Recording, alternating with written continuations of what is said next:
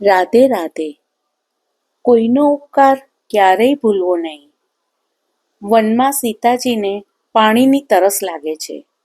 ભગવાન શ્રીરામ જંગલમાં ચારે બાજુ તપાસ કરે છે, પણ પાણી ક્યાંય મળતું નથી.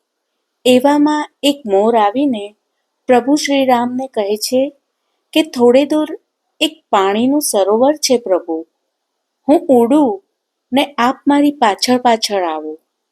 મોર ઉડતો જાય છે અને તેના પંખમાંથી એક એક પીંછું નીચે રસ્તા પર ફેંકતો જાય છે. અને પ્રભુ શ્રીરામ પીંછાની પાછળ દોડતા જાય છે ને એટલામાં વિશાળ સરોવર આવી જાય છે. શ્રી રામ પ્રભુ સીતાજીને પાણી પાય છે. આ બાજુ મોરના એક એક કરીને બધા પીંછા ખરી જવાથી મોર મૃત્યુ પામે છે.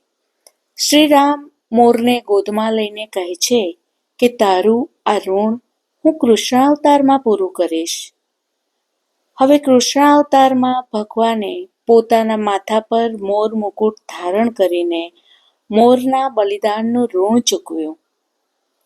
જો જગતનો પાલનહાર ઋણ ચૂકવતો હોય તો આપણે કેમ નહીં?